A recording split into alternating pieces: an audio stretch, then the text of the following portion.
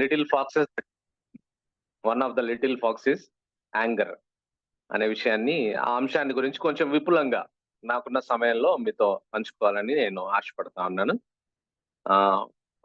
Anger and marriage ని రెండింటిని కలిపి మనం చూస్తే, యాంగర్ డిస్ట్రాయ్స్ మ్యారేజెస్. కోపము వివాహాన్ని నాశనం చేస్తుంది.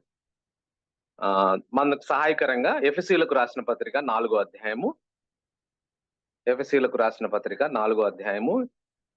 26, 27 వచనాలు, 31, 32 వచనాలను చదువుతున్నాను, గమనించండి. ఎఫెసీలకు రాసిన పత్రిక 4వ అధ్యాయము 26, 27 వచనాలు, 31, 32 వచనాలు. కోపపడుడి గాని పాపము చేయకుడి, సూర్యుడు అస్తమించు వరకు మీ కోపము నిలిచి ఉండకూడదు, అపవాదికి చోటియ్యకుడి. తర్వాత 31, 32 వచనాల్లో, సమస్తమైన ద్వేషము, కోపము, క్రోధము, అల్లరి, దూషణ, సకలమైన దుష్టత్వము మీరు విసర్జించుడి. ఒక నీడలో ఒకడు దయ కలిగి కరుణాహృదయులై, క్రీస్తునందు దేవుడు మిమ్మును క్షమించిన ప్రకారం మీరును ఒకరినొకరు క్షమించుడి అనే మాట ఇక్కడ చూస్తాం. కోపం సంగతిని మనం ఆలోచిస్తే, anger is inevitable and common. సాధారణంగా మరి ఒక రోజులో భార్యాభర్తలుగా మరి ఎంత పర్ఫెక్ట్ వైఫ్ అండ్ హస్బెండ్ అయినా కోపం సహజంగా వస్తూ ఉంటుంది. అదొక feeling. Anger is inevitable and common. God also got angry. దేవుడు కూడా కోపడ్డాడు అని మనం చూస్తాం.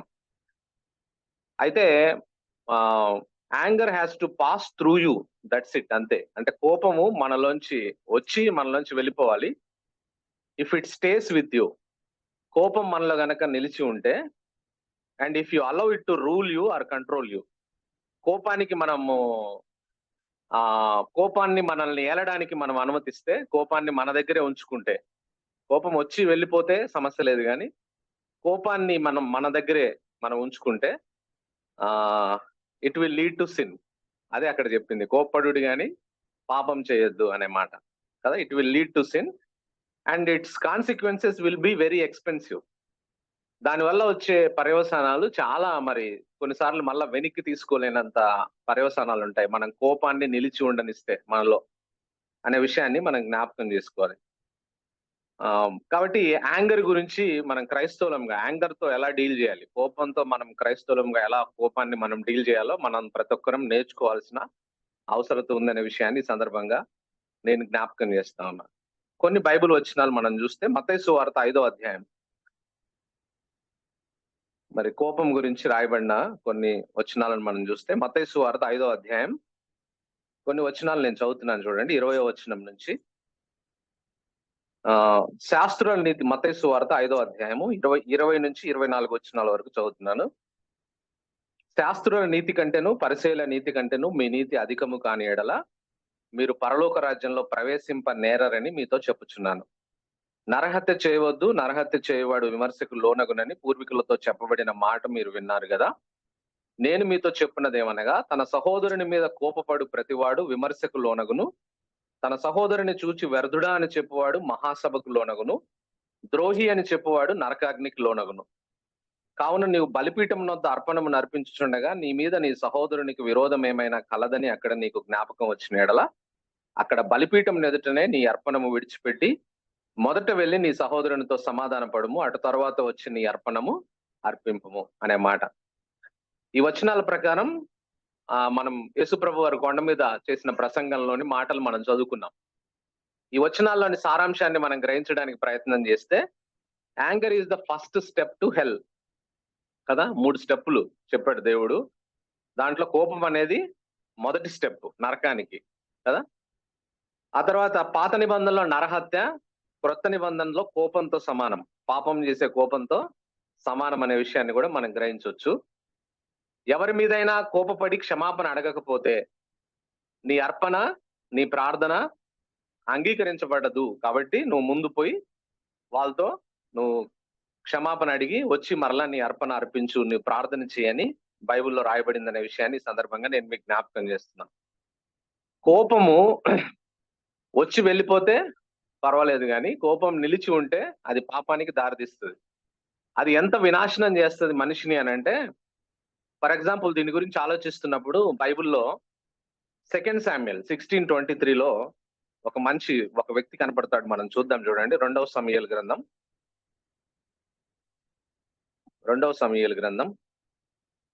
16వ అధ్యాయము 23వ వచనాన్ని చదువుతున్నాను చూడండి. కోపము మరి ఎంత విపత్కరమైన పరిస్థితులకు దారితీస్తుందో. Unresolved anger. కోపాన్ని మనం అనుమతిస్తే మనలో ఎటువంటి పరిస్థితులు దారితీస్తుందనే విషయాన్ని చూస్తే ఒక క్లాసిక్ ఎగ్జాంపుల్ బైబిల్లో 2 శామ్యూయల్ 16:23 చదువుతున్నాను. ఆ దినముల్లో అహీతోపేలు చెప్పిన ఏ ఆలోచన అయినను ఒకడు దేవుని యొద్ద విచారణ చేసి పొందిన ఆలోచన అయినట్టుగా ఉండెను. దావీదును అబ్షాలోమును దానిని అట్లే ఎంచుచుండరి. అహీతోపేలు గురించి చెప్పబడింది. అహీతోపేలు ఏదన్నా చెప్తే అంట అది దేవుడి నుంచి వచ్చిన ఆలోచన అనే అంతగా మరి అహీతోపేలు సలహా ఇచ్చేవాడు రాజుకు కదా. అటువంటి మంచి మనిషి ఆయన అహీతోపేలు. ఆయన పరిస్థితి ఏంటి అనే విషయాన్ని మనం చూస్తే ఒక్క అధ్యాయం తర్వాత 2 శామ్యూయల్ 17:23లో చూస్తే, అదే ఒక్క అధ్యాయం జరిగిపోయిన తర్వాత 2 శామ్యూయల్ 17:23లో రాయబడ్డ మాట, అహీతోపేలు తాను చెప్పిన ఆలోచన జరగకపోవటం చూచి గాడిదకు గంత కట్టి ఎక్కి తన ఊరునున్న తన ఇంటికి పోయి తన ఇల్లు చక్కబెట్టుకొని ఉరిపేసుకొని చనిపోయాను. జనులు అతని తండ్రి సమాధి యందు అతన్ని పాతిపెట్టరు. అహీతోపేలు ఏదైనా అడ్వైజ్ ఇస్తే రాజుకి, దేవుడు చెప్పాడా ఈ అడ్వైజు అన్నంత వ్యక్తి ఒక్క అధ్యాయం తర్వాత ఏమైపోయింది? ఆయనకి ఉరిపోసుకొని చనిపోయేంత ఏమైంది అహీతోపేలు జీవితంలో అంటే, ఆ మధ్యలో జరిగింది ఏమిటనంటే, దావీదు యుద్ధానికి పోకుండా ఆయన మిద్దె మీదకి ఎక్కడం, ఆ స్నానం చేస్తున్న బెత్షెబాను చూడడం, ఆమెను తన గదిలోకి పిలిపించుకోవడం, ఆమెతో పాపం చేయడం, ఆ తర్వాత ఈ పాపాన్ని భర్త మీదకి నెట్టేయాలని చెప్పి ఆ యుద్ధంలో ఉన్న ఊరియాని ఆయన పిలిపించడం, ఇంటికి పొమ్మని ఊరియాకు మద్యం తాపించి ఇంటికి పంపిస్తాడు. ఎందుకంటే ఊరియా మీద ఆ నెపం నెట్టడానికి, ఆమె గర్భవతిని తెలిసి. అయితే అప్పుడు ఆయన పోకుండా తిరస్కరించడం, ఆ తర్వాత ఆయన డెత్ సెంటెన్స్ ని ఊరియా చేతే ఇచ్చి పంపించి ఊరియాని చంపించడం. ఇవన్నీ ఎవరు చూడలేదు అనుకున్నాడు దావీదు. ఇవన్నీ దేవుడు చూశాడు ఒకటి. రెండవది అహీతోపేలు గమనిస్తా ఉన్నాడు. ఎందుకంటే అహీతోపేలు గ్రాండ్ డాటర్ బెత్షెబా కదా. అహీతోపేలు గ్రాండ్ డాటర్ బెత్షెబా అంటే తన మనవరాలికి చేసిన పని విషయమై అహీతోపేలు ఒక కోపం పెట్టుకున్నాడు దావీదు మీద. పెట్టుకొని సమయం కోసం ఎదురు చూశాడు. కోపాన్ని వదులుకోకుండా సమయం కోసం ఎదురు చూసి కుమారుడు ఎప్పుడైతే తండ్రి మీద తిరుగుబాటు చేసిండో అప్పుడు కుమారుడి పక్షాన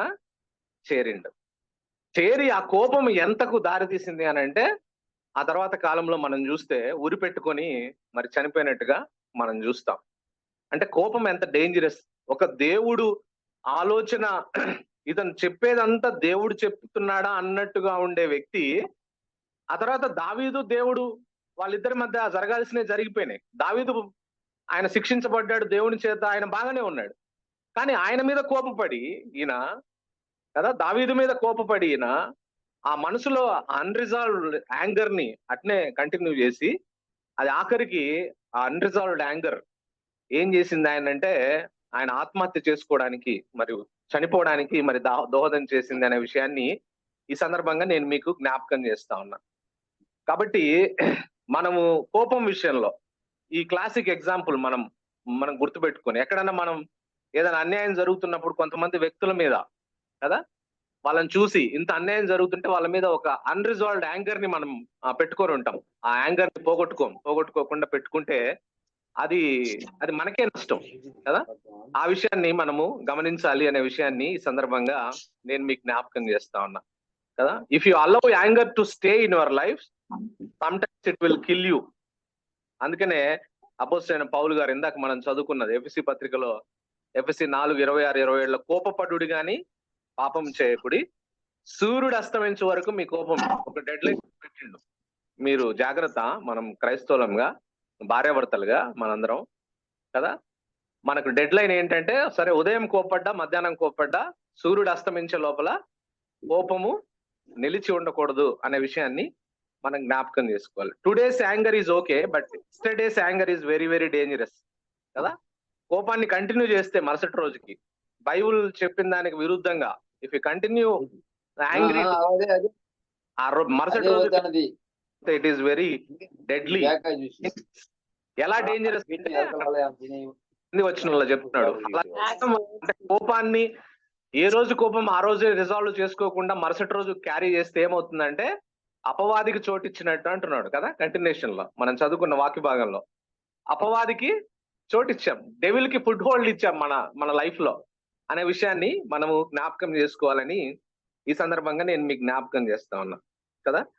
కాబట్టి వీలైనంత త్వరగా భార్యాభర్తల విషయంలో, ప్రత్యేకించి భార్యాభర్తలు కోపం వచ్చినప్పుడు వీలైనంత త్వరగా మరి దాన్ని రిజాల్వ్ చేసుకోవాల్సిన అవసరత ఉంది అనే విషయాన్ని, we have to get back to the normal అనే విషయాన్ని సందర్భంగా ప్రత్యేకించి నేను మన దృష్టికి తీసుకొని వస్తున్నాను.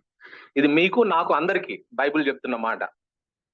If there is unresolved anger between wife and husband, what happens అంటే కోపాన్ని ఆ రోజే తీసివేసుకోకపోతే ఏం జరుగుతుంది అని అంటే కొన్ని విషయాలు నేను మీ దృష్టికి తీసుకొని వస్తాను. First, it destroys their intimacy కదా. కోపం వచ్చినప్పుడు ఏం చేస్తారు? మాట్లాడుకోకుండా ఉంటారు కదా. కాబట్టి ఆ ఆ రోజు గొడవ పడ్డారు, కోప్పడ్డారు. రాత్రి బెడ్రూమ్ లో సీన్ ఏంటంటే ఒకళ్ళేమో ఇటు సైడ్, ఒకళ్ళేమో ఇటు సైడ్. మధ్యలో ఎవరిని అలౌ చేస్తున్నారంటే డెవిల్ ని అలౌ చేస్తా ఉన్నారు మధ్యలోకి. ఆయన హ్యాపీగా వచ్చి మధ్యలో చేరి కదా, ఆమెకి వేయాల్సిన రీల్ ఆమెకేస్తాడు, ఆయనకి వేయాల్సిన రీలు ఆమెకేస్తాడు కదా. నేను చెప్పానా ఇతను నీకు సరైనోడు కాదు, నేను చెప్పానా ఏమని, నువ్వు రాంగ్ చాయిస్, తప్పు చేసినావు, పప్పులో కాలేసినావు కదా, ఈమె నీకు సూటబులే కాదు. కాబట్టి ఈమె ఎప్పుడు ఇంతే, ఈమె ఎప్పుడు మారే సమస్య లేదు, ఈయన ఎప్పుడు మారే సమస్య లేదని చెప్పి ఎవరి క్యాసెట్ వాళ్ళకి వేస్తాడు మధ్యలో.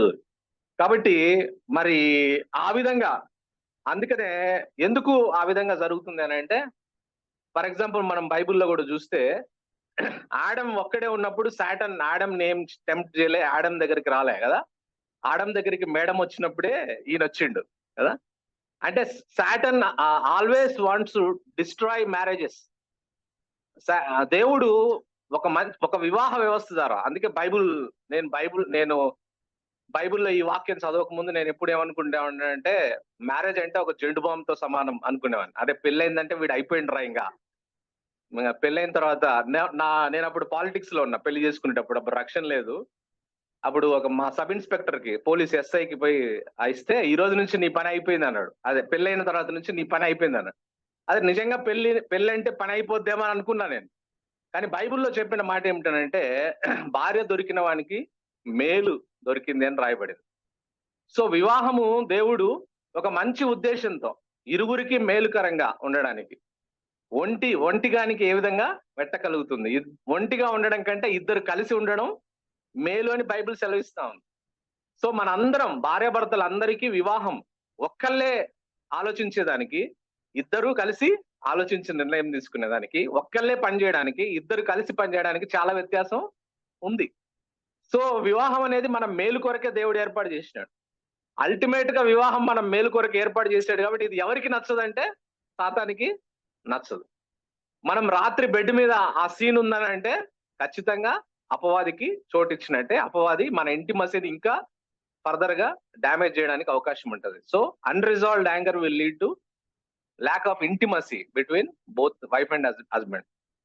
రెండో విషయం ఏమిటనంటే, unresolved anger will lead to different habitual pattern which will be carried by our children. పిల్లలు ఉన్న వాళ్ళు ఎస్పెషల్లీ గుర్తుపెట్టుకోవాల్సింది ఏమిటనంటే, కొంతమంది కోపం వచ్చినప్పుడు వైఫ్ అండ్ హస్బెండ్ గట్టిగా అరుచుకుంటారు కదా, ఒకళ్ళ మీద ఒకళ్ళు గట్టిగా అరుచుకుంటారు కొంతమంది. కొందరైతే చేతుల్లో ఉన్నాయి విసిరి కొడతారు. ఒక్కొక్కళ్ళు ఒక్కొక్క అలవాటు, ఒక్కొక్కళ్ళు ఒక్కొక్కటి. కొంతమంది అయితే డోరు లాగి కొట్టేసి వెళ్ళిపోతారు. కొంతమంది కర్స్ చేస్తారు. అన్ఫార్చునేట్లీ ఇవే మన పిల్లలు క్యారీ చేస్తారు. ఫర్ ఎగ్జాంపుల్, నా బ్యాక్గ్రౌండ్ పాలిటిక్స్ కాబట్టి నేను పెళ్ళైన కొత్తలో, నేను పెళ్ళైన తర్వాత రక్షించబడ్డా. ఆ పెళ్ళైన కొత్తలో నాకున్న ఆ పాత అలవాటు ఏంటంటే గట్టిగా అరవడం, షౌట్ చేయడం కదా. వెన్ ఐ గెట్ యాంగ్రీ నేను గట్టిగా అరుస్తా, అంటే ఏయ్ అని గట్టిగా అరుస్తా. ఆ అరవడం అనేది పెళ్ళై ఈ 12-13 సంవత్సరాలు, ఈ ఆగస్టు నెలలో, ఆగస్టు 5th 5వ తారీఖుకి, సరే నాకు అనుకోకుండా నేను అట్లా ప్రవర్తించిన పెళ్ళైన కొత్తలో. ఇప్పుడు నేను వెనక్కి తిరిగి చూసుకుంటే సేమ్ అదే. జోయా చిన్నపిల్లల్ని ఎవరన్నా సముదాయించేటప్పుడు గట్టిగా అరుస్తుంది. ఎక్కడి నుంచి నేర్చుకుంది జోయా ఈ విషయం? పద్మ కూడా సాధు జంతువు మామూలుగా పెళ్లి కాకముందు. ఎంబీఏ అయిపోయింది, పెళ్లి చేసుకుంది. ఆమె కూడా గట్టి గట్టిగా అరుస్తుంది ఇప్పుడు పిల్లల్ని. అంటే ఎక్కడి నుంచి క్యారీ అయింది? నన్ను నేను ప్రశ్నించుకున్నా. దీన్ని ఎవరు క్యారీ చేశారు వాళ్ళిద్దరికి అంటే పద్మ అసలు innocent Padma, innocent Zoya, innocent Abigail కి ఎవరు నేర్పించారు అంటే నేనే. ఐ ఆమ్ ద కల్ప్రిట్ ఆ విషయంలో కదా. అంటే నేను గట్టిగా అరవడం అనేది వాళ్ళు కూడా అది ప్రాక్టీస్ చేశారు. ఇప్పుడు నేనేమో తగ్గిపోయినా మ్యారేజ్ సెమినార్ లో తర్వాత కోపం అట్లా అరవకూడదు అనే విషయం నాకు అర్థమైంది. అర్థమయ్యి నేను నార్మల్కి వచ్చేసిన ఇప్పుడు దాదాపు చాలా వరకు 80% దిగిపోయింది, 20% ఉంది. ఇప్పుడు వాళ్ళ కోసం నేను ప్రేయర్ చేస్తున్నా. అమ్మో పద్మ కూడా నార్మల్ కి రావాలి, అబిగైల్ నార్మల్ కి రావాలి, జోయా నార్మల్ కి రావాలి. So that is a danger.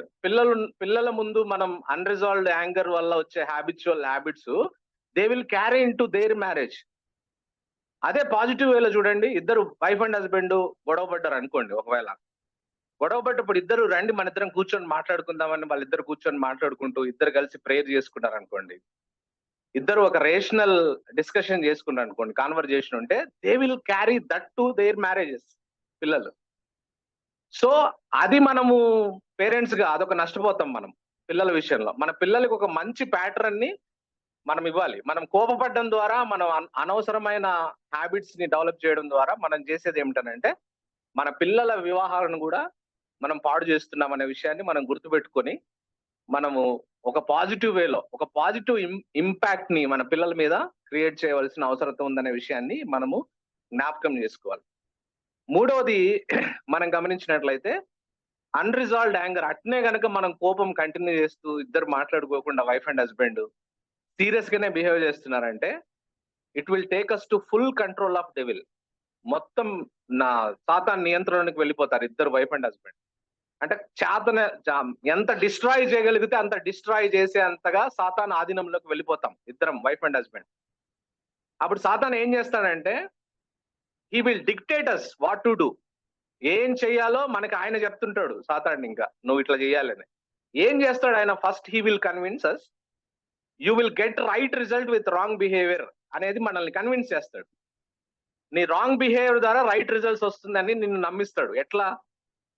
భార్యతో చెప్తాడు, నువ్వు గట్టిగా మాట్లాడాలి మీ భర్తకి, నువ్వు ఎదురు తిరగాలి, ఏం కాదు ఆయనతో, నువ్వు బెదిరించు, అవసరమైతే బ్లాక్మెయిల్ చేయి నీ భర్తను కదా, అవసరమైతే చేసుకో, ఏం కాదు అని చెప్పి.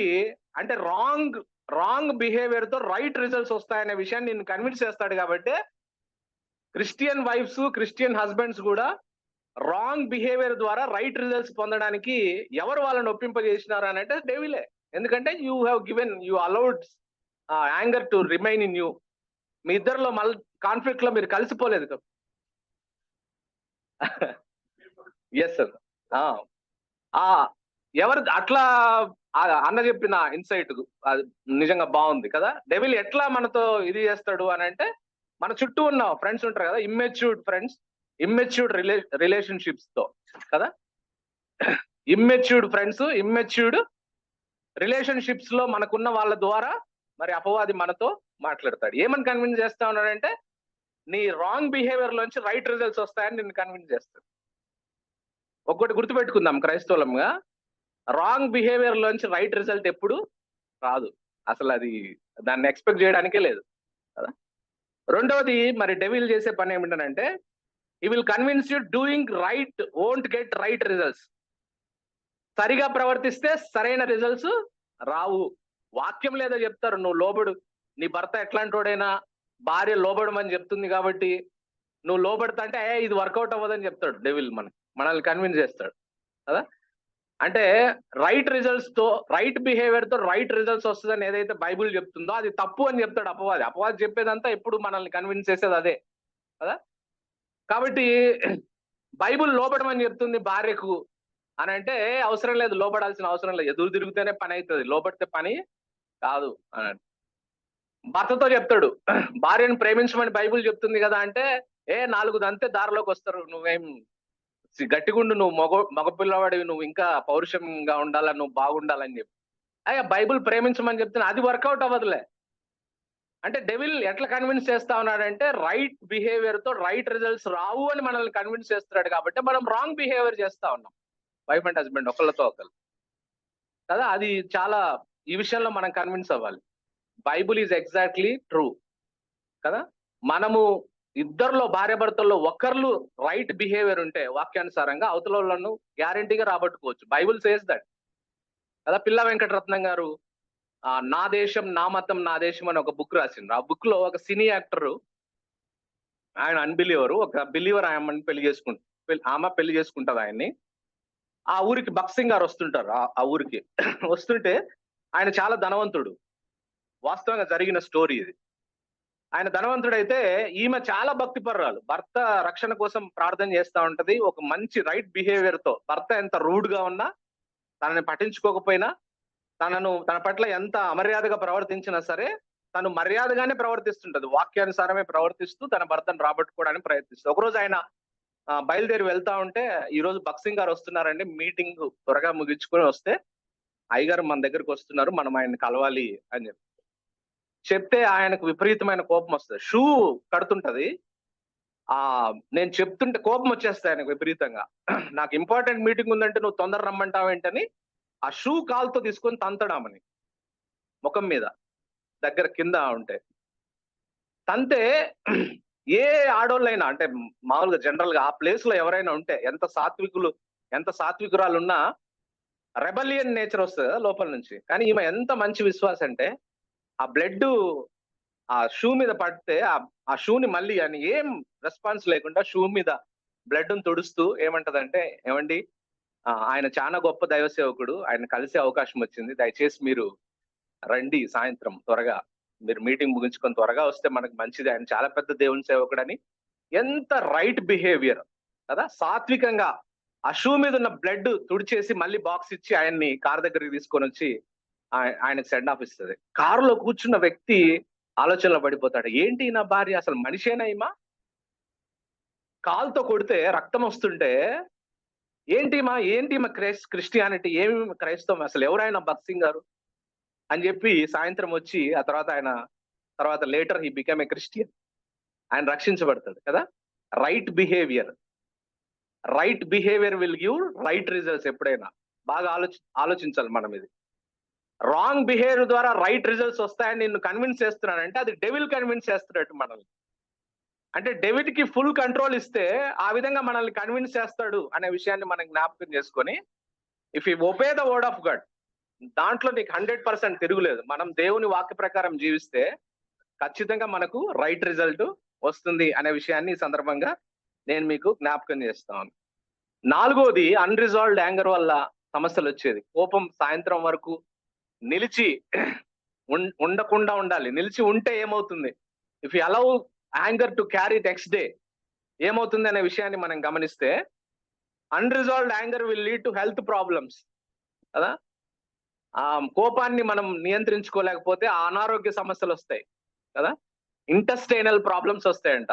మరి డాక్టర్లు చెప్పాలి, ఇక్కడ డాక్టర్లు చాలా మంది కదా. Unresolved anger will lead to intestinal problems, skin problems కూడా వస్తాయి. ఆ కోపాన్ని మనం నియంత్రించుకోలేకపోతే, ఆ రోజే మనం పరిష్కారం చేయకపోతే, you will wear out physically, emotionally, mentally కదా. భౌతికంగా మనం నష్టపోతాం, ఎమోషనల్ గా మనం నష్టపోతాం, మెంటల్లీ కూడా మనం నష్టపోతాం అనే విషయాన్ని ఈ సందర్భంగా నేను మీకు జ్ఞాపకం చేస్తా ఉన్నా. కాబట్టి కోపం సహజంగా వస్తుంది. అయితే కోపం వచ్చేలా వెళ్ళిపోవడానికి ఓకే, కానీ కోపం నిలిచి ఉంటే అది పాపంగా మారుతుంది. పాపంగా మారితే అది మన మ్యారేజ్ ని డిస్ట్రాయ్ చేస్తుంది. యాంగర్ డిస్ట్రాయ్స్ అవర్ మ్యారేజెస్ అనే విషయాన్ని మనం జ్ఞాపకం చేసుకోవాలి. అందుకే పౌలు గారు ఇక్కడ కొన్ని విషయాలు చెప్తా ఉన్నాడు మనం చదువుకున్న వాక్య భాగంలో. 31, 32 వచనాల్లో, ఆ తర్వాత 27, 28 వచనాల్లో మనకు ఆయన చెప్తున్న టెక్నిక్, ఆయన చెప్తున్న మాటలు, లేకపోతే ఆయన చెప్తున్న బైబుల్ సూత్రం ఏమిటనంటే, మొట్టమొదటిది, సూర్యాస్తమయం వరకు మన కోపం నిలిచి ఉండకూడదు. నెంబర్ 1, కోపం వస్తుంది కానీ సూర్యుడు అస్తమించే లోపల you both have to resolve that. Number 1. రెండవది, కోపమును విసర్జించాలి అంటున్నాడు కదా. అక్కడ రాయబడి ఉన్న మాట 30వ వచనంలో, కోపమును, సమస్తమైన క్రోధము, కోపము, దానికి సంబంధించిన అన్నదమ్ములు, అక్క చెల్లెళ్ళందరినీ విసర్జించాలి అని చెప్తా ఉంటాడు కదా, వర్స్ 30లో. సో ఎలా విసర్జిస్తాము మనం కోపాన్ని అని అంటే, ఇక్కడ కొన్ని విషయాలు, ప్రాక్టికల్ విషయాలు మీ దృష్టికి తీసుకొని రావాలని ఆశపడుతున్నాయి. ఎలా మనం విసర్జించగలం కోపాన్ని అని అంటే, first do not justify your anger. గుర్తుపెట్టుకోవాల్సింది నెంబర్ 1 పాయింట్. నేను కోపపడ్డం సరైందే అని అనొద్దు దయచేసి కదా. Do not justify your anger. ఇప్పుడు నేను ఇట్లా కోపడుతున్నానంటే పలానోళ్ళు అని చెప్పొద్దు దయచేసి కదా. నువ్వు హృదయం నిండి ఉన్న దాన్ని బట్టి నోరు మాట్లాడుతుంది కదా. నీ హృదయంలో ఏముందో అర్థం కదా, నువ్వు నోరు తెరిస్తే అర్థమైపోతుంది. దానికి ఎవరు భర్తని లేకపోతే భార్యని నిందిస్తే ఏం లాభం? నీకు ఉంది లోపల, పోలే. కాబట్టి నా భర్త నన్ను కోపం తెప్పించినాడు, నా పిల్లలు నా కోపం తెప్పించినారు కాదు, నీలో ఇంకా పోలేదాన్ని విసర్జించలే నువ్వు ఇంకా కదా. కాబట్టి డు నాట్ జస్టిఫై యాంగర్. కోపాన్ని దయచేసి జస్టిఫై చేయొద్దు. We need to confess it to God. ప్రభా, కోపాన్ని విసర్జించమని బైబిల్ చెప్తా ఉంది, కాబట్టి నాకు సహాయం చేయమని. తన బిడ్డలు దివారాత్రులు తనకు మొరపెడుతుంటే ఆయన వింటాడా? వింటాడు. దానికి జవాబు దయచేస్తాడు. కాబట్టి నిజాయితీగా మన కోపాన్ని దేవుడి దగ్గర పోయి ఒప్పుకోవాలి. అది బుకాయించొద్దు. నాకు వాళ్ళ పిల్లలు నా కోపం తెప్పిస్తున్నారు, భర్త నా కోపం తెప్పిస్తున్నాడు, భార్య నా కోపం తెప్పిస్తుందని బుకాయించకూడదు, జస్టిఫై చేయకూడదు. కోపాన్ని విసర్జించమని బైబిల్ చెప్తుంది. కాబట్టి మనం, ప్రభు నేను కోపడుతున్నాను, నాలో ఉంది లోపల, లేనిది ఎవరు గెలకట్ల కదా. లోపల గ్లాసులో నీళ్లు ఉంటేనే కదిలిస్తే గ్లాసులో నీళ్లు బయటకు వస్తాయి. కాబట్టి వాళ్ళు షేక్ చేసిండ్రు, భర్త ఊపిండు, భార్య ఊపింది, లేకుంటే పిల్లలు ఊపారని చెప్పి లోపల ఉన్నాయి నీళ్లు, లేకుండా ఏం లేవు కదా. సో దాన్ని కంప్లీట్ గా విసర్జించాలంటే we should not justify and we need to confess it to God. దేవుడిని అడగాలి, ప్రభా కోపం వచ్చి కోపం ద్వారా పాపం చేయడానికి అవకాశం ఉంది, కాబట్టి ఈ కోపం నుంచి బయటపడడానికి నాకు సహాయం చేయమని మనము దేవుణ్ణి అడగాలి, ప్రార్థన చేయాలి. జాక్ పునన్ అంకుల్ అంటాడు, కొన్ని విషయాల నుంచి నువ్వు బయటపడాలంటే రాత్రిపూట నీ దిండు తడిచిపోవాలంటాడు. నాకు దిండు తడిచిపోయేటట్టు ఏడ్చి మనం అడిగితే దేవుణ్ణి, ఖచ్చితంగా దేవుడు సహాయం చేస్తాడు. దేవుణ్ణి అడగాలి, జస్టిఫై చేయకూడదు. Confess to God. నిజాయితీగా, హానెస్ట్ గా మనం కన్ఫెస్ చేసి దేవుణ్ణి అడగాలి, ఈ కోపం నుంచి నన్ను బయట వేయమని. రెండవది గుర్తుపెట్టుకోవాల్సి, wife and husband practical step గుర్తుపెట్టుకోవాల్సింది ఏంటంటే, never raise your voice when you are speaking with your spouse. ఎవరికైనా, భార్యకు కానీ భర్తకు కానీ, నెవర్ రైజ్ యువర్ వాయిస్. ఎప్పుడు పెద్ద స్వరంతో మాట్లాడడం, ఒకవేళ హ్యాబిట్ ఉంటే నాలాగా తగ్గించుకోవాలి, అది జీరోకు రావాలి కదా. కాబట్టి never raise your voice when you are speaking with your spouse. కోపం, మీ ఇద్దరి మధ్య కోపము మరి రాకుండా ఉండాలి అని అంటే మనం నేర్చుకోవాల్సింది ఏమిటనంటే కదా, ప్రావర్బ్స్ 15:1లో రాయబడ్డ మాట, సామెతలు 15:1లో, మృదువైన మాట క్రోధమును చల్లార్చును, నొప్పించు మాట కోపమును రేపును అనే మాట కదా. ఫ్యామిలీ సెమినార్ లో రాజు బ్రదర్ బ్యూలా బ్యూలా అని అరుస్తుంటే ఆ మాథ్యూ అన్న చిన్నగా పిలవాలి. తర్వాత ఏమన్నాడంటే, బ్యూలమ్మ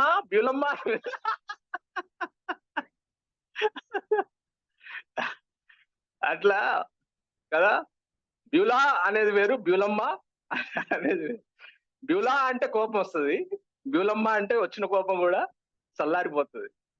కాబట్టి నెవర్, ప్లీజ్ మనం ఇది అర్థం చేసుకోవాలి. ఎవ్వరు, నేను చాలా ఈ విషయంలో చాలా తగ్గించుకున్నాను. నేను కూడా హై వాయిస్ నుంచి లో వాయిస్, ఎంత కోపం వచ్చినా సరే వాయిస్ రైజ్ చేయకుండా ఉంటే చాలా మరి ప్రాబ్లమ్స్ నుంచి మనము చాలా గొడవల నుంచి మనం విడుదల పొందుతామనే విషయాన్ని ఈ సందర్భంగా నేను మీకు జ్ఞాపకం చేస్తా ఉన్నాను. కాబట్టి what ever the situation may be, don't get angry, don't rise your voice. దాన్ని మనం ప్రాక్టీస్ చేయాలి. ఫర్ ఎగ్జాంపుల్, నేను మాథ్యూ అన్న మార్కాపురం పోయినప్పుడు మాథ్యూ అన్న దగ్గర ఎదురు కూర్చొని మాట్లాడుతూ ఉన్నాం డివోషన్ టైంలో. నేను, చిట్టిబాబు, మాథ్యూ అన్న కూర్చొని మాట్లాడుతుంటే అన్నని అడిగా నేను, అన్న కొత్త తాళం ఒకటి కొన్నా, ఒక కీ పోగొట్టింది పద్మ. సరే మౌనంగా ఉన్నా. 3 తాళాలు ఇస్తారు కదా, 3 కీస్ లాక్ కి. రెండోది కూడా పోగొట్టింది అన్న. రెండోది కూడా పోగొడితే కూడా కోపం వస్తుంది, మూడోది కూడా పోగొడితే కోపం వస్తుంది అంటే, అన్న మాట ఏంటంటే, బ్రదర్ ఎంత తాళం అన్నాడు. అంటే ఎంత? అది 260 రూపాయలు లోకల్ మేడ్ కి. ఆ మాథ్యూ అన్న చెప్పినా, లేకపోతే పేతురు పత్రికలో రాసిన ఏమంటాడు? జ్ఞానంతో కాపురం చేయని అంటాడు కదా. మాథ్యూ అన్న అదే చెప్పిండు నాకు, పేతురు గారు కూడా అదే చెప్పిండు. ఏంటి ఈడ భార్యతో నువ్వు తాళం విషయం భార్యతో గొడవపడ్డం ముఖ్యమా? 260 రూపాయలు ముఖ్యమా? లేదా దాన్ని వదిలేసి లెట్ ఇట్ గో, వదిలేసి ఏం కోప్పడకుండా ఉండడం ముఖ్యమా? ఏది తెలివైనోడు? జ్ఞానంతో కాపురం చేసేవాడు ఏం చేస్తాడు? 260 రూపాయలు కాదు, 26,000 పోయినా పర్లేదు, కానీ భార్యతో సమాధానం ఉండాలి కదా. ఆ విషయం ఆలోచించాలి జ్ఞానంతో. అందుకే జ్ఞానంతో కాపురం చేయాలి. అప్పుడు గుర్తొచ్చింది. అప్పుడు నేను అనుకున్నా, సరే ఒకవేళ తాళానికి 10 తాళపు చెవులున్నా, పద్మ 10 పోగొట్టినా కూడా నేనేమి అనకూడదు, కోపం పడకూడదు, వాయిస్ రైజ్ చేయకూడదు అనే విషయం నేర్చుకోవడం జరిగింది అనే విషయాన్ని. ఆ విధంగా మనం what ever the situation maybe, ఆ సిచ్యువేషన్ లో మనం ఆలోచించాలి. మనం ఆలోచించాల్సింది ఏమిటనంటే, ఏది ఇంపార్టెంట్ కదా? నా భార్యతో నా రిలేషన్షిప్ ఇంపార్టెంటా, తాళపు కప్ ఇంపార్టెంటా కదా? కాబట్టి ఆ విషయంలో మనం ఈ విషయాన్ని మనము జ్ఞానం కలిగి ఉండాలి అనే విషయాన్ని ఈ సందర్భంగా నేను మీకు జ్ఞాపకం చేస్తున్నాం. మా ఆడవాళ్ళకు కూడా, అంటే స్త్రీలకు కూడా, వైఫ్స్ కూడా బైబిల్లో రాసిండు. మాకేమో మగవాళ్ళకి ఏమని రాసిండు? జ్ఞానం కదా, నీ భార్యతో నువ్వు జ్ఞానంతో కాపురం చేయమన్నాడు. మీకు కూడా చెప్పిండు, స్త్రీలకు కూడా ఏం చెప్పిండు? జ్ఞానవంతురాలు తన ఇల్లు కట్టును అన్నాడు, మూఢురాలు తన ఇల్లు పెరికి వేస్తుంది. కాబట్టి సూర్యుడు అస్తమించే వరకు మన కోపం నిలిచి ఉండకూడదు, నెంబర్ 1. రెండవది, కోపాన్ని సంపూర్ణంగా విసర్జించాలి. విసర్జించాలంటే స్టెప్స్ ఏంటి? కోపాన్ని విసర్జించాలంటే జస్టిఫై చేసుకోవద్దు యాంగర్ ని, దేవుడికి కన్ఫెస్ చేయాలి నిజాయితీగా, నాకు హెల్ప్ చేయి ప్రభువా ఈ యాంగర్ నుంచి బయటపడడానికి అని అడగాలి. రెండవది, నెవర్ రైజ్ యువర్ వాయిస్ కదా, వాయిస్ ని మనం చాలా డౌన్ చేయాల్సిన అవసరం ఉంది. మూడవది, we have to learn conflict resolution techniques. ఇప్పుడు నేను నా భార్య మధ్య గొడవలు వస్తున్నాయి అనుకోండి, ఏ విషయంలో గొడవలు వస్తున్నాయో ఆ విషయాన్ని, ఆ కోపం వచ్చే విషయాలను పరిష్కారం చేసుకోవడానికి ప్రయత్నం చేయాలి. లెర్న్ కాన్ఫ్లిక్ట్ రెజల్యూషన్ టెక్నిక్స్ అనే విషయాన్ని ఈ సందర్భంగా నేను మీకు జ్ఞాపకం చేస్తాను. మంచి షాపింగ్ మాల్లో కస్టమర్ రిలేషన్షిప్ సెంటర్ ఉంటది కదా. కస్టమర్ రిలేషన్షిప్ సెంటర్ అంటే కస్టమర్ కి ఏమన్నా ఇబ్బందులు ఉంటే అక్కడికి పోతే పరిష్కారం అవుతాయి. బిగ్ బజార్ లో వస్తువులు కొని కదా, స్పెన్సర్ కి పోయి కస్టమర్ రిలేషన్షిప్ పోతే వాడు ఏం చేయలేడు కదా. అందుకని ప్రతి ఫ్యామిలీలో కస్టమర్ రిలేషన్షిప్ డెస్క్ ఉండాలి ఒకటి. అర్థమవుతుందా? ప్రతి ఫ్యామిలీలో ఏముండాలి? కస్టమర్ రిలేషన్షిప్ డెస్క్ ఉండాలి కదా. వైఫ్ అండ్ హస్బెండ్ మీ మధ్య గొడవలు అయితే మీరు పోయి మీ పిన్నికో, మీ అవ్వకో, తాతకో చెప్తే కదా, బిగ్ బజార్ లో ప్రాబ్లం వస్తే స్పెన్సర్ కి పోయి ఫిర్యాదు చేసినట్టు కదా. వాళ్ళతో డిస్కస్ చేయొద్దు. భార్యాభర్తల మధ్య ఏదైనా ఇష్యూ వస్తే మీ ఇద్దరే కదా, you should have a customer relationship desk ఒకటి పెట్టుకోండి. లేకపోతే కోపం వచ్చినప్పుడు పోయి ఒక టేబుల్ స్పెషల్ గా దాన్ని కేటాయించుకొని ఆడ కూర్చుంటే వేరే వాళ్ళు కూడా వచ్చి ఆడ కూర్చుంటే ఇద్దరు కలిసి మాట్లాడుకోండి, పరిష్కారం చేసుకోవచ్చు హ్యాపీగా కదా. Choose right setting, number 1 customer relationship, అదే లెర్న్ కాన్ఫ్లిక్ట్ రెజల్యూషన్ టెక్నిక్స్ లో నెంబర్ 1 ఏమిటంటే choose right setting, not around kids and others కదా. ప్రైవసీగా మీ ఇద్దరే ఉండేటట్టు, పిల్లల ముందు కాకుండా మీ ఇద్దరే, భార్యాభర్తలు ఇద్దరే సమస్య వచ్చినప్పుడు ఇద్దరికి కోపం కలిగించే విషయాలు ఏమైనా మీ ఇద్దరి మధ్య ఉంటే మీ ఇద్దరే ఒక రైట్ సెట్టింగ్ లో కూర్చోవాలి, number 1. Number 2, start with a positive talk. స్టార్టింగే నువ్వు మంచోడి కాదు, నువ్వు మంచిదానివి కాదని స్టార్ట్ చేస్తే అది అసలు ఎండ్ ఉండదు కదా. ఆడ కూర్చున్నప్పుడు కూడా మాట్లాడేటప్పుడు ఏం చేయాలంటే ఐ లవ్ యూ అని చెప్పొచ్చు కదా. చెప్పలేకపోతే కోపంలో ఐ లైక్ యూ అని చెప్పొచ్చు, లేకుంటే నువ్వు నాకు మంచి ఫ్రెండ్ అని చెప్పొచ్చు. ఏదో ఒక పాజిటివ్ వేలో మనము we have to start talk. ఆ పాజిటివ్ వేలో స్టార్ట్ చేస్తే కాన్వర్జేషన్ ఎప్పుడు పాజిటివ్ గానే ఉంటది. అట్లా కాకుండా నువ్వు నెగిటివ్ వేలో స్టార్ట్ చేస్తే స్టార్టింగే నువ్వు ఇట్లాంటి దానివని ఆ వాయిస్ రైజ్ చేసి స్టార్ట్ చేస్తే అది అసలు కూర్చోలేరు ఇద్దరు, ఎక్కువసేపు మాట్లాడుకోవడానికి అవకాశమే ఉండదు అనే విషయాన్ని మనము జ్ఞాపకం చేసుకోవాలి. మూడవది, గుర్తుపెట్టుకోవాల్సింది బాగా ఏంటంటే, just communicate your complaint, not criticize. Complaint వేరు, క్రిటిసైజ్ వేరు కదా. ఫర్ ఎగ్జాంపుల్, కంప్లైన్ అంటే ఏంటంటే talking about me and my feelings is complaining. నేను నా ఫీలింగ్స్ గురించి మాట్లాడడం కంప్లైనింగ్. క్రిటిసైజింగ్ అంటే talking about you and your behaviour కదా. ఉదాహరణకి ఫర్ ఎగ్జాంపుల్, నేను హట్ అయ్యాను అంటే కంప్లైంట్ అది. నేను పద్మతో ఒకవేళ పద్మ నేను హట్ అయ్యాను అంటే కంప్లైంట్. నువ్వు నన్ను హట్ చేసావంటే క్రిటిసిజం కదా. దాన్ని మనం గుర్తుపెట్టుకోవాలి కదా. You just complain over there, not criticize కదా. నువ్వు నన్ను హట్ చేసావు అని అంటే నేను పద్మతో నేను ఆమెను క్రిటిసైజ్ చేస్తున్నా, ఆమె హట్ చేసే మనిషి అని చెప్తున్నా ఆమెని. అదే నేను హట్ అయ్యానంటే అది నా ఓన్ ఫీలింగ్, దానికి ఆమె మందు కదా, ఆమె ఫీల్ అవ్వదు. So we need to complain, not criticize. గుర్తుపెట్టుకోవాలి, ఎప్పుడైనా మనం కంప్లైనే చేయాలి మనకి ఇబ్బంది ఉంటే, కానీ క్రిటిసైజ్ మాత్రం చేయకూడదు. మూడవది, మన కంప్లైంట్ స్పెసిఫిక్ గా ఉండాలి, గ్లోబల్ గా ఉండకూడదు. స్పెసిఫిక్ కంప్లైంట్, గ్లోబల్ కంప్లైంట్ అంటే తేడా. ఉదాహరణ చెప్తా. ఆఫీస్కి వెళ్ళేటప్పుడు చెత్త తీసుకుపోయి పడేస్తా అని చెప్పినా నేను. పద్మ నా మీద కోపం వచ్చింది. సాయంత్రం వచ్చినప్పుడు నాతో ఏమన్నాలంటే, నువ్వు ఆఫీస్కి వెళ్ళేటప్పుడు చెత్త తీసుకుపోతా అన్నావు, పోలేదు అని అంటే స్పెసిఫిక్ కంప్లైంట్. ఓహో, ఇది నేను చెయ్యాలి, తప్పు చేసిన పద్మ, సారీ, రేపన్నా తీసుకుపోతా అని చెప్తా. గ్లోబలైజింగ్ కంప్లైంట్ అంటే నువ్వెప్పుడు ఇంతే, నువ్వెప్పుడు చెప్పింది చెయ్యవు, నువ్వెప్పుడు ఇంతే, నువ్వెప్పుడు ఏ పని చేయవు, నువ్వు దేనికి పనికిరావు అని అన్నది అనుకో ఒకవేళ కదా. ఇంట్లో ఏ పనికి నువ్వు పనికిరావు అంటే గ్లోబలైజ్ చేయడం, దానివల్ల ఉపయోగం లేదు. గ్లోబలైజ్ చేయడం వల్ల స్పెసిఫిక్ గా ఉండాలి. కాబట్టి కస్టమర్ రిలేషన్షిప్ డెస్క్ లో పాటించాల్సిన విషయాలు ఇవి. Every family should have a customer relationship desk ఉండాలి. ఆ డెస్క్ లో రైట్ సెట్టింగ్ ఉండాలి. రెండవది, పాజిటివ్ వేలో మన టాక్ ని ప్రారంభించాలి. మూడవది, కంప్లైంట్ నాట్ క్రిటిసైజ్. నాలుగోది, డోంట్ గ్లోబలైజ్ యువర్ ప్రాబ్లం. అది స్పెసిఫిక్ గా నీ ప్రాబ్లం ని చెప్తే అప్పుడు ఆ యాంగర్ ని రిజాల్వ్ చేసుకోవడానికి, దాని నుంచి బయటపడడానికి, కోపాన్ని విసర్జించడానికి మనకు సహాయపడుతుంది. కాబట్టి 3 విషయాలు మనం జ్ఞాపకం చేసుకున్నాం. అక్కడ పౌలు గారు రాస్తున్నమాట, సూర్యుడు అస్తమించే వరకు నీ కోపం నిలిచి ఉండకూడదు. రెండోది, కోపాన్ని విసర్జించాలి. కోపం యొక్క కజిన్స్ తో సహా విసర్జించాలి. కోపము, క్రోధము, ద్వేషము, వీటన్నిటిని మనం విసర్జించాలి అనే మాట రాయబడింది. ఆ విసర్జించడంలో కూడా రైట్ వాయిస్ ఉండాలి. ఎప్పుడు నెవర్ రైజ్ యువర్ వాయిస్ కదా. రెండోది, మనం కాన్ఫ్లిక్ట్ రెజల్యూషన్ డెస్క్ ఉండాలి. కాన్ఫ్లిక్ట్ రెజల్యూషన్ డెస్క్ లో ఏమేం చేయాలో కూడా మనం నేర్చుకున్నాం. ఆ తర్వాత పౌలు గారు చెప్తున్న మాట ఏమిటంటే, ఫర్దర్ గా మీరు ఒకరి ఎడల ఒకరు దయ కలిగి కరుణా హృదయులై ఉండాలి అని అంటా ఉంటారు కదా.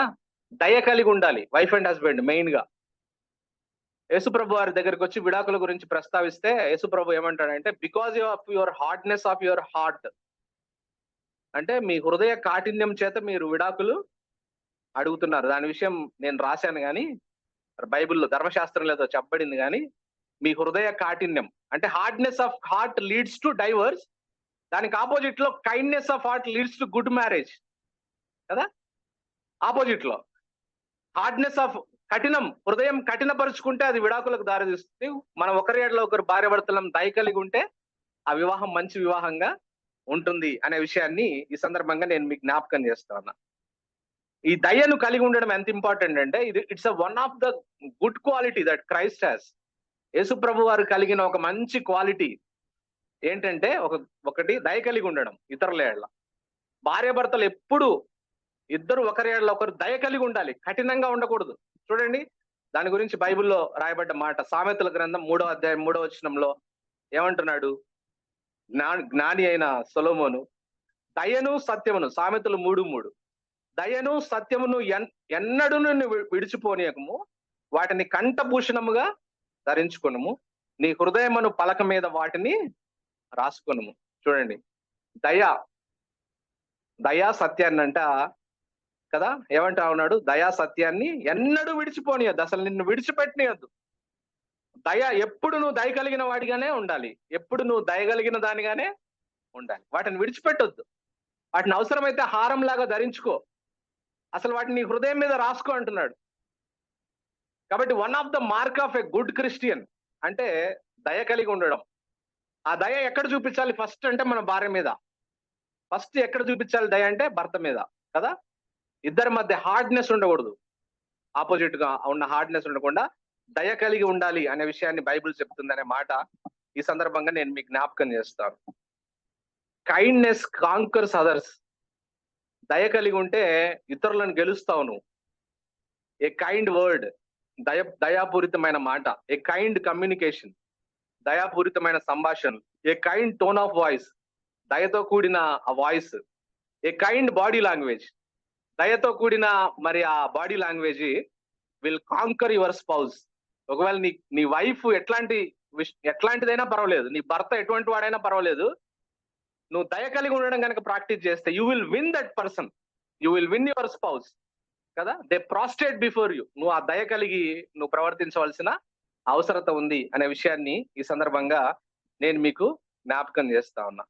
ఇప్పుడు 13 సంవత్సరాల వైవాహిక జీవితం తర్వాత నా లైఫ్ ని నేను వెనక్కి తిరిగి చూసుకుంటే నాకు ఇప్పుడు అనిపించేది, నేను రిగ్రెట్ అయ్యేది ఏంటంటే నా భార్య పట్ల ఇంకొంచెం దయ కలిగి ఉంటే బాగుండేది కదా అని అనిపించింది నాకు. నేను కూర్చొని ఆలోచిస్తూ ఉంటే 13 years తర్వాత నేను వెనక్కి తిరిగి చూసుకుంటే ఇంకొంచెం ఆమె మీద దయ కలిగి ఉంటే బాగుండేది కదా అని అనిపించింది కదా. ఉదయం ఏమో మనకు ప్రేయర్ జరిగింది కదా, ఉదయం మా ఇంట్లో. సాయంత్రం ఏమో మాకు గెస్ట్లు వచ్చిండ్రు. మా అమెరికా నుంచి ఒక చెల్లి, ఆమె ఫ్యామిలీ, ఇక్కడ పూణే నుంచి ఒక చెల్లి, ఒక ఫ్యామిలీ. పాపం ఉదయం నుంచి కష్టపడతానే ఉంది. అందుకని ఒక ఐడియా వచ్చింది వెంటనే, ఒక ఐడియా మేక్స్ డిఫరెన్స్ అని. సరే చపాతీలు చేస్తా అంటే ఇంకా కష్టపడి చేస్తానే ఉంటది గంటన్నర. వద్దమ్మా నేను డిమార్ట్కి పోయి రెడీమేడ్ పొరాటా తెస్తా, అసలు పొరాటా, ఒకటి కొంటే ఒకటి ఫ్రీ, కాబట్టి నువ్వు కష్టపడొద్దు, వాళ్ళకి అవి వండి పెడతాం. ఎట్ట మహారాష్ట్ర వాళ్ళే కాబట్టి చల్తా, రోటీ తింటారు బాగా. అమెరికా వాళ్ళు కాబట్టి వాళ్ళకి అసలా నకిలే ఏది తెలియదు ఇండియాది, అసలు పొరాటా నడిచిపోతుంది అని డిమార్ట్కి పోయి నేను ఆ పొరాటా తెచ్చిస్తే పాపం తన పని ఈజీ అయింది కదా. ఈ కైండ్నెస్ నాకు అక్కడి నుంచి ఉంటే బ్రహ్మాండంగా ఉండేది, ఇంకా పెళ్లి స్టార్టింగ్ నుంచి. కానీ ఇప్పుడైనా పర్వాలేదు, దేవుడు ఆయుషిస్తే ఇంకొంత. ఆ విధంగా మనం ఒకరి గురించి ఒకరు ఆలోచించాలి. మీరు ఒకరి ఏడలో ఒకరు దయ కలిగి ఉండాలి అని బైబిల్ చెప్తా ఉంది. ఆ కోపానికి విరుగుడు ఏంటి అని అంటే, మనము దయ కలిగి ఉంటే మనం ఆటోమేటిక్ గా కోపం నుంచి బయటపడతామనే విషయాన్ని ఈ సందర్భంగా నేను మీకు జ్ఞాపకం చేస్తాను. ముగింపులోనికి వచ్చా చివరికి. 4వది ఏంటంటే, దేవుడు మనల్ని క్షమించినట్లు మనం ఒకరినొకరు క్షమించే వారంగా ఉండాలి అనే విషయాన్ని ఈ సందర్భంగా మనకు చెప్తా ఉంది. ఎఫెసీయులకు రాసిన పత్రిక 4:32 కదా. మనం ప్రభువు మనల్ని క్షమించినట్టు ఒకరినొకరు క్షమించాలి అనే విషయాన్ని. క్షమించడం ద్వారా కోపాన్ని మనం దాన్ని జయిస్తాం కదా. క్షమించలేకపోతే కోపం అట్నే నిలిచుంటది. క్షమించడం అనేది చాలా కీలకం. క్షమించేసి సరే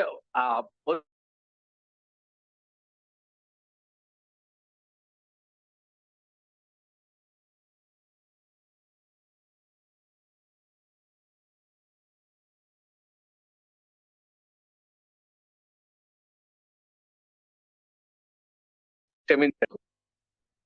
మనలాంటి వాళ్ళ కోసం ఎవడైనా ప్రాణం పెడతారా? యేసు ప్రభు కాబట్టి పెట్టిండు కదా. మన గురించి ఆలోచిస్తే ఆయన ప్రాణం ఇచ్చేంతగా, ఆయన ప్రాణం పెట్టేంతగా మనల్ని క్షమించాడు. మనం ఎంత మంచి వాళ్ళమో మనకు తెలుసు కదా. అర్థంలో చూసుకోవాల్సిన పని అట్లా మూసుకుంటే మనకు అర్థమైపోతుంది మనం ఎంత చెడ్డోళ్ళమో కదా. అయినప్పటికీ ఆయన మనల్ని క్షమిస్తా ఉన్నాడు. అంటే టన్నుల కొద్ది క్షమాపణ మనకు దొరుకుతా ఉంటే, భార్యను చిన్న చిన్న విషయాల్లో భార్యను క్షమించలేకపోతే ఎట్లా, చిన్న చిన్న విషయాల్లో భర్తను క్షమించలేకపోతే ఎట్లా అనే విషయాన్ని ఈ సందర్భంగా నేను మీకు జ్ఞాపకం చేస్తాను.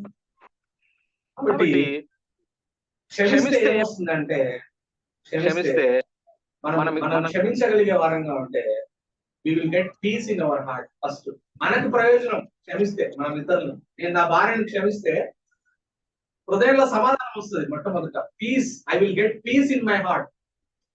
రెండోది, it will give healing to our bodies. మన శరీరాలకు కూడా స్వస్థత వస్తుంది క్షమించగలిగితే. We became more Christ like, క్రీస్తు లాగా మారిపోతాం. ఎందుకంటే ఆయన క్షమాపణకి యేసు ప్రభు వారి సింబల్, ఫర్గివ్నెస్ కి సింబల్.